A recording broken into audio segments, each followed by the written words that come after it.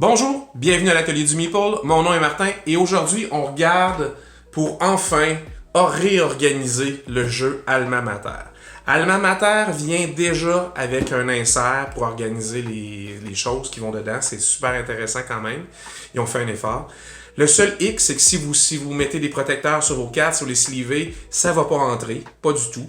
Et en plus, les séparateurs sont drôlement faits. Alors, les joueurs n'ont pas tous leurs éléments au même endroit pour chaque joueur. Ça, c'est quelque chose qui me déplaît toujours un peu. Et en plus, il y a 4 joueurs. Ça va jusqu'à 4 joueurs. Et il y a un endroit pour mettre vos tuiles, mais il est séparé en 3. Alors, vous ne pouvez pas mettre les tuiles d'un joueur à une place, les tuiles de l'autre joueur à l'autre place. Et le pire du pire, c'est que quand on soulève et on transporte la boîte, quand on la réouvre, ben, il y a des choses qui ont changé de place. Alors, au niveau de l'insert, c'est assez inutile. Alors, on regarde ce que j'ai pensé faire pour améliorer le rangement dans Alma Mater. Vous allez voir, c'est un mélange de ce que je fais d'ordinaire, c'est-à-dire de construction d'inserts en carton-plume, en papier, en foam core, et de l'origami. Et là, j'ai vraiment mixé les deux pour arriver avec des designs où je perds le moins de place possible, c'est facile de ranger les choses. Fait que je vous présente tout ça. On regarde ça ensemble.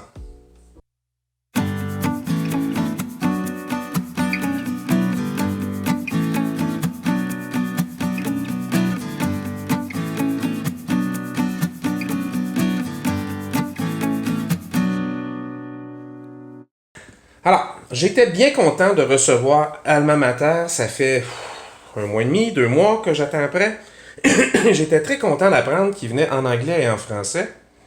Alors ça, c'est vraiment intéressant.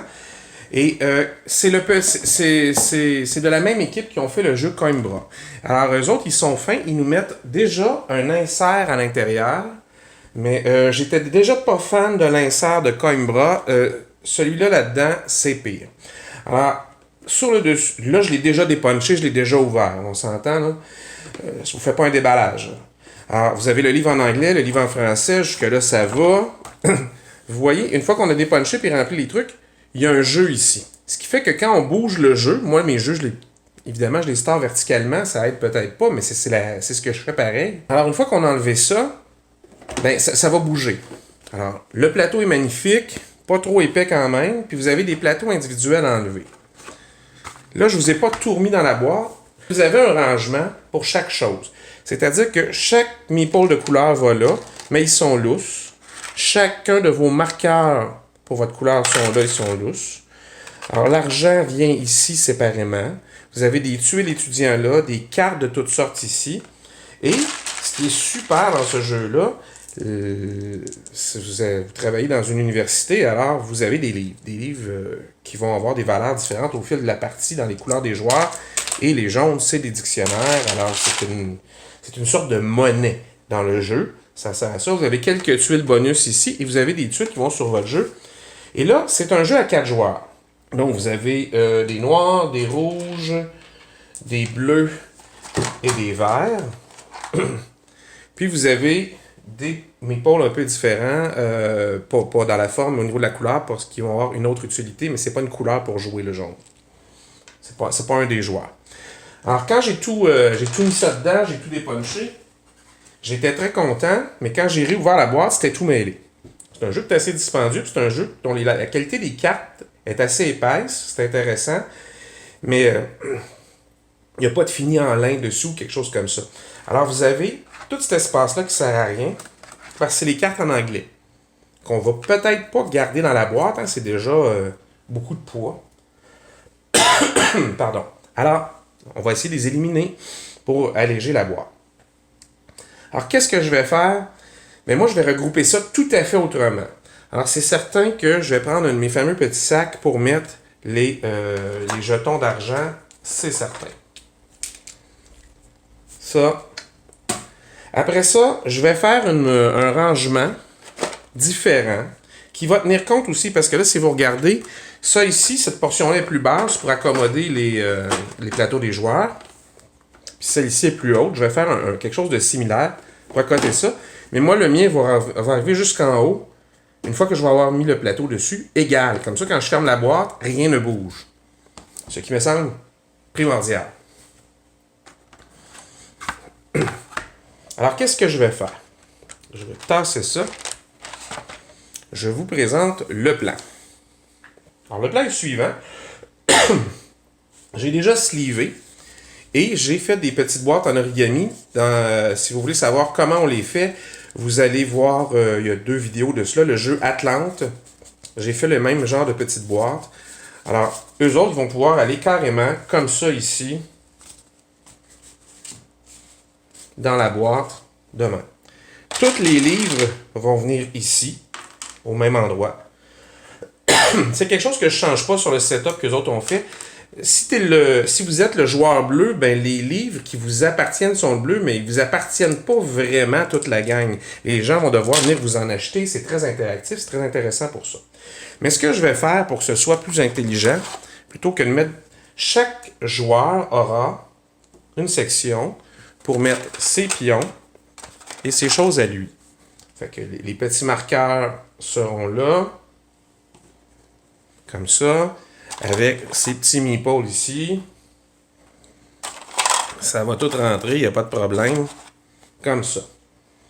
Alors, vous allez avoir la même affaire pour les autres couleurs ici. Les petites tuiles bonus, je leur ai fait un espace là. Les petits étudiants, eux autres, c'est des tuiles. On va les mettre debout comme ça ici. Moi aussi, cette section-là, ici, va être plus haute pour que ici, on puisse mettre par-dessus tout ça les plateaux individuels des joueurs et par-dessus le tout, le gros plateau de jeu. Alors, c'est pas plus difficile que ça. La seule affaire que j'ai pas fait de compartiment particulier, c'est les 2 marqueurs de jeu pour les rendre et pour essentiellement pour les rendre et les meeples jaunes. Pourquoi? Parce que j'ai gardé un espace ici. L'espace pourrait vous servir si vous voulez vraiment garder les cartes anglaises dans le jeu errantes. Elles vont rentrer serrées, là, mais vous aurez un endroit. Sinon, ben, je ferai un petit compartiment, probablement en origami, ou ne serait-ce qu'un petit sac transparent, c'est pas grave. Pour ça, ce sera le seul sac transparent de toute la boîte. Et la petite pochette pour l'argent qui ira là. Alors, qu'est-ce que ça a l'air au niveau des mesures? Bon, au niveau des mesures, c'est assez simple. C'est tout ça. Alors, le fond, 28.6 par 28.6. Et la hauteur de la boîte, et là, pour la hauteur de la boîte, j'ai enlevé l'épaisseur du plateau final. Du plateau central, une fois qu'il est plié. Fait que j'ai un jeu de 5.8 cm. Si je compte que le fond est à 1.5, j'ai 5.3 de jeu. Alors, ça va me permettre de mettre mes cartes, mes cartons d'étudiants debout comme ça. Parfait, facile à aller chercher. Ça va laisser assez de place pour la hauteur de ça si vous voulez les mettre là aussi. Parfait. Sinon, vous mettrez l'argent là comme moi. C'est mon plan. Sinon, vous pourriez toujours glisser l'argent à côté des cartes ici. Là. Il y a de la place. Ici, ce sera plus bas. Parce que les 4 plateaux ensemble, les 4 plateaux individuels, quand vous les mettez un par-dessus l'autre comme ça, ben, ça fait 1,8 cm. Alors, j'ai enlevé à mon 5,8 1,8, donc il restait 4. Si je compte le fond à 0,5, les murs ici auront 3,5 cm. Ça va être bien en masse. J'ai vérifié pour rentrer l'épaisseur des cartes. Fait que tout ça ici, ça a juste 3,5. Les murs ont 3,5 d'épaisseur, considérant que le fond est plus grand. Alors, c'est juste ça. Mais ça va faire toute la différence parce que les joueurs pourront avoir tout ce que le joueur vert a besoin sera là, tout ce que le joueur rouge a besoin sera là. Les étudiants seront déjà séparés par faculté. Les enseignants viennent dans... je les ai déjà séparés. Alors, tout ce que... vous les séparez par les sigles. Alors, c'est les arts, la justice en droit. Vous avez le serpent, là, je ne me souviens plus du nom exact pour le le logo là, pour la médecine. Et à la fin, vous avez le pi pour les mathématiques. Alors, vous avez 4 choses qui s'enseignent dans votre université. Ça rend parfaitement comme ça. Les petites boîtes baggy, je vous le rappelle, dans la vidéo sur Atlante. Alors, ça devrait ressembler à ça. Alors, je vais faire comme d'habitude des coins en angle. Alors, probablement qu'il va y avoir une mesure comme ça à 5,3 de haut. Puis jusque-là, 5,3 de haut. Et la différence sera à 3,5. Alors, le bar va descendre comme ça. Puis ici, il y aura un petit bout à 5,3 de haut. Puis tout ce bout-là sera à 3,5 de haut. Ça va me permettre que tout le bâti de ça soit plus solide. Le mur ici et les petits murs de travers seront à 5,3 de haut. Puis tous les autres murs ici, dans la boîte, seront à 5,3. Fait que ça ressemble à ça. C'est pas très différent de ce que je fais d'habitude. J'ai déjà fait des plateaux à hauteur différente pour accommoder ce genre de choses-là. Là, c'est surtout pour que chaque joueur ait ses choses au même endroit et que quand je bouge la boîte, puis que je la range, puis je la ressors, tout ne soit pas à l'envers. Alors, ce sera probablement ça. Je vais aussi regarder, probablement, pour faire des petites boîtes pour chaque joueur ici qui vont parfaitement rentrer là-dedans. J'ai du jeu, fait que je pourrais faire une petite boîte en origami. Je n'ai pas décidé quel modèle je vais faire encore. Je vais regarder ça. Ce sera peut-être une boîte comme ça, une boîte baggy, ou une masu qui n'aurait juste pas de couvercle pour qu'on puisse la sortir, la donner aux joueurs, puis après ça, on la remet là, puis c'est tout. Fait que quand je serai rendu là, je ferai des tests de boîte et je vous reviendrai avec ça. OK. Je vous montre ici, j'ai 4 petits endroits que j'ai réservés pour mettre les meeples de couleur pour les joueurs, ainsi que leurs tuiles. Comme ça. Alors, ce que j'ai fait, c'est que j'ai fait des boîtes qui sont basées exactement sur le même principe que les étuis pour les cartes. C'est-à-dire que au lieu de compter 4 fois la largeur de la carte, j'ai compté 4 fois la largeur de ça. Ça a un petit peu plus que 4 cm et demi chaque carreau. Fait que j'ai compté 4 fois 4 cm et demi. Alors, ça m'a donné 18, évidemment. Alors, ma feuille a 18 de longueur. Puis la largeur, ben c'est 2 fois ça, donc c'est 9. 4,5 plus 4,5, ça fait 9, plus la hauteur. Ici, ça a 3,5 de haut, mais avec tous les plis qu'il y a dedans, j'ai mis juste 3. Fait que les deux petites boîtes, finalement, qui s'emboîtent une dans l'autre, comme ça ici, ça peut devenir très petit, mais là, on a besoin d'espace, fait que ça va être un peu plus grand, ça va rentrer là. Alors, c'est tout simplement 18 par 12 à peu près. En fait, j'en fais une de 18 cm par 12,3, puis une autre de 17,8 par 12. Pour être sûr que une est plus courte sur l'autre dans l'autre sens que l'autre, vous pourriez, là, en fait, la façon facile de le faire, c'est de faire un 12,5 par 18, mettons, puis un 17,8 par 12, puis vous allez avoir deux qui vont s'emboîter une dans l'autre. Alors, je découpe mes deux morceaux de papier, puis je vous reviens pour montrer comment rapidement je fais ça. Ça donne deux petits morceaux de papier, dont un est légèrement plus court que l'autre dans les deux sens, pour qu'une s'emboîte dans l'autre un peu plus facilement. Le pliage du dessus puis du dessous de la boîte, ça revient au même. Je vous refais le modèle, je vous refais rapidement la présentation. Alors, une fois en deux, comme ça. Hein? Alors, vous prenez le côté le plus long, puis vous le repliez en deux comme ça. Si vous avez un petit plioir pour renforcer vos plis, ça ne nuit pas. Ça aide à ce que... Alors, vous ramenez comme ça, tout simplement, le pli sur le milieu. Alors, vous aurez compris que j'ai les mains chaque côté de la caméra. Alors, ça se peut que je l'accroche et qu'elle saute un petit peu. Une fois que ça c'est fait, on ramène le coin comme ça. Vous prenez un des quarts et vous prenez la pointe et vous la ramenez sur la ligne du pli ici, comme ça.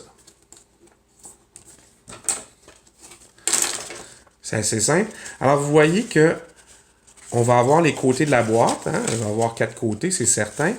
Mais vous voyez qu'il y a de l'espace très large. Puis l'espace très large, c'est la hauteur dans mon insert. Alors, on va plier sur la pointe ici. Puis je ne vais pas très loin parce que je replie d'abord la pointe là. Et après ça, je viens enligner comme il faut les plis sur les plis. J'aime bien repasser les plis comme ça. Quand vous pouvez le faire, vous allez voir, vous pouvez prendre le dos d'une cuillère ou un couteau à pain rond, un couteau à beurre plutôt, là, pas un couteau à dents. Comme ça. Alors, je le fais un peu rapidement. Là, des fois, c'est bien de s'attarder au pli. Alors, vous mettez les ailettes dans le bas et vous allez ramener le coin. Ici, c'est la partie la plus compliquée parce que là, vous avez fait déjà plein de plis puis le carton ou le papier va chercher peut-être à travailler contre vous. Alors, vous ramenez pour que la pointe soit en plein dessus. Mais vous ne pliez pas tout le long. Vous arrêtez au prochain pli comme ça. Alors, comme ça, vous avez un pli qui vient dans le milieu du carré du haut. Je vais faire la même chose de l'autre côté en gardant les plis de l'autre côté en dessous. C'est pas très grave si vous l'avez plié et les plis ne sont pas en dessous. Vous allez juste devoir refaire le pli un peu avec vos doigts quand vous allez renverser la boîte. Alors que là, il va être directement fait. Alors, une fois que ça c'est fait, vous prenez le côté où il y a les pointes. Vous le pliez en deux pour que les pointes reviennent sur le dessus. Et là, tantôt, le pli était dans l'autre sens. Fait que je vais reformer comme ça. Et en le mettant sur le côté, je vais ramener en pointe chaque côté comme ça.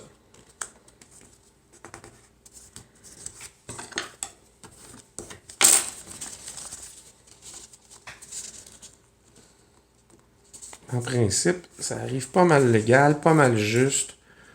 C'est... si vous avez coupé droit. Alors, une fois que ça c'est fait, on prend le côté comme ça, même si elle était lousse, là, vous repliez les pointes une sur l'autre comme ça. Vous pouvez refaire votre pli, si vous voulez. Et en gardant le doigt là, vous montez la boîte. Pouf! Comme ça. Alors, moi, je vais venir replier les plis comme ça avec mes doigts pour être certain que c'est très droit. Comme ça. Et quand vous allez monter le côté de la boîte, pouc,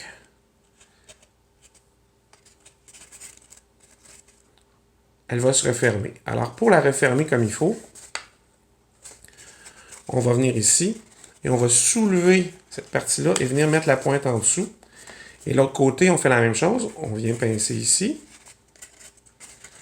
Alors, il faut juste glisser, au lieu de la laisser sur le dessus, le glisser en dessous. Et ça vous fait une petite boîte baggy, mais beaucoup plus grande.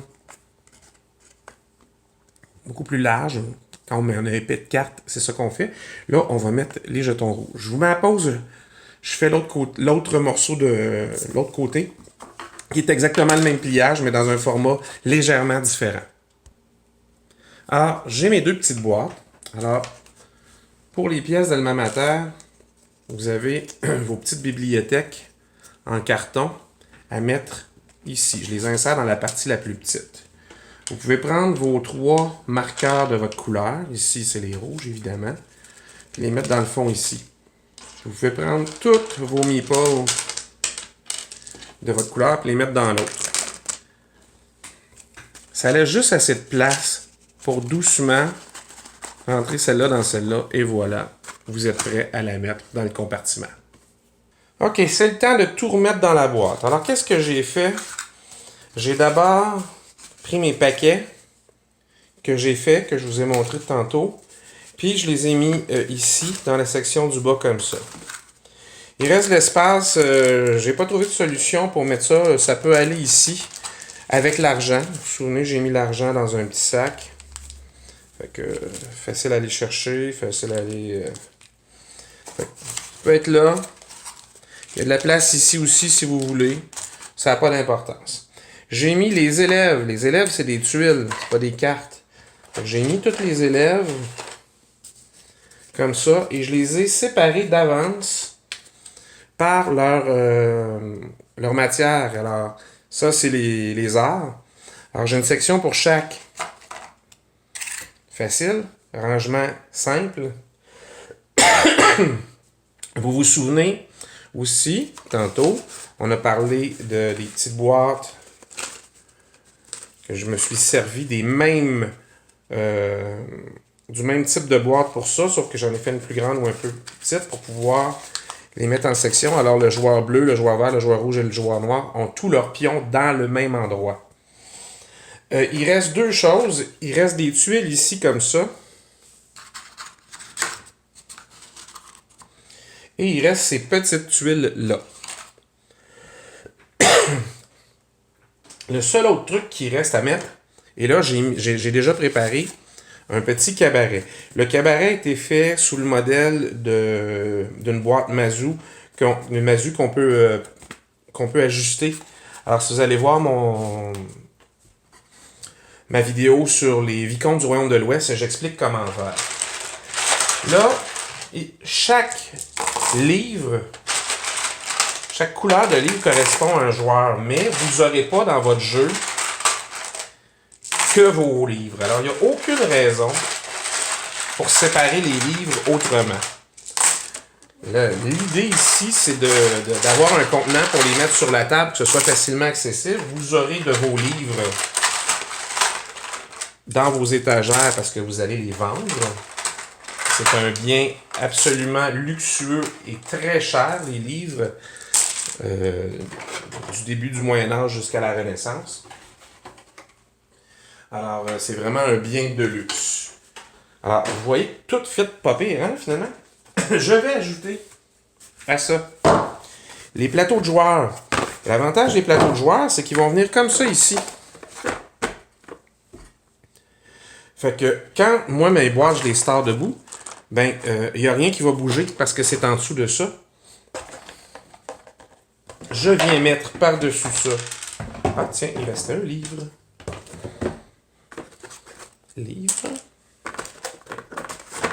Je viens mettre par-dessus le plateau de jeu et directement par-dessus le livre de règles. Et là, comme toujours, vous me connaissez, hein? L'idée c'est que on brasse ça dans tous les côtés. Et même si, la prochaine fois, même si ça a beaucoup bougé dans votre sac ou dans votre transport, tout est encore à sa place. Alors ça, alors que avec leur petit insert comme ça, en plastique, qui est pas mal fait, là. Chaque chose a sa place. Mais je n'arrive pas à comprendre pourquoi, s'il y a 4 joueurs, on peut pas les séparer en 4, il y a juste 3 places. C'est sûr qu'en hauteur, ça rentre, là. Même chose pour les jetons et vos meeples de couleur. Pourquoi ils sont pas comme ici, dans le même endroit? Je sais pas qui pense à ces rangements-là, mais clairement, il y a moyen de faire mieux. Il y a vraiment moyen de faire mieux. Alors, c'était Alma Mater. C'est comme ça que je finis. Et voilà. Bon, ben, ça s'est pas fait tout seul, mais on a réussi à ranger Alma Mater. Des fois, là, je sais pas ce que les compagnies pensent. C'est pas qu'il était mal fait, c'est juste qu'il était pas assez pratique à mon goût. Je vais le dire comme ça. J'aime ça quand chaque joueur a ses choses au même endroit. Alors, je donne le paquet, même quand j'utilise des sacs transparents dans certains jeux, parce que ça vaut pas la peine de faire un insert, des fois, je mets tous les pions et toutes les affaires pour chaque joueur dans un sac différent. Comme ça, je peux remettre aux autres joueurs avec moi facilement ces choses-là. Ça me semble indispensable. Et tant qu'à faire un insert, moi, je vais jouer avec mes amis quand on n'est pas en temps de pandémie. Là. Puis les amis viennent jouer, on se rencontre dans un pub ludique pour aller jouer. Alors, on transporte nos jeux. Alors, la dernière affaire que je veux, c'est avoir un insert déjà fait, mais qui ne me sert pas parce que tout est mélangé ou il y a des choses qui ont vraiment changé de place. C'est un peu inutile. Alors, c'était vraiment pour remédier à ça. Et dépendamment où on joue, à la maison ou chez les amis, d'habitude, ça va assez bien. Quand on va jouer dans un pub, des fois, on ne peut pas garantir est-ce que la table a bien été lavée. D'ordinaire, oui, hein, c'est quand même un bon endroit. Est-ce que quelqu'un ne va pas échapper quelque chose dessus? Alors, c'est pour cette raison-là que moi, comme d'autres, on a tendance à mettre des sleeves sur les cartes. Et c'était impossible de rentrer les cartes sleevées dans l'insert original. Alors, des fois, on nous force la main, mais on arrive quand même avec des solutions. Alors, Je vous invite beaucoup à l'essayer. Moi, j'ai très hâte de jouer au multijoueur. C'est pas encore le cas parce que c'est la pandémie. Hein? On est encore un peu confinés ici au Québec. Mais ça a tous les ingrédients pour être un excellent jeu. Alors, merci. Si vous avez aimé, mettez un petit like, ça fait plaisir. Si vous avez des questions, gênez-vous pas, posez-les à la fin. Et comme toujours, je vais vous inviter encore une fois, si vous avez des questions sur l'origami, je ne suis pas la personne la plus connaissante dans ce domaine, mais vous pouvez toujours aller voir le Facebook des ludistes origamistes. Vous apprendrez beaucoup de petits détails que des fois j'oublie. Et en plus, vous allez voir, ils sont très créatifs. Ils sont présentement dans une spirale de créativité assez extraordinaire où ils vont modifier plein de designs pour accommoder une chose ou une autre. C'est très intéressant. Alors, merci beaucoup. À la prochaine.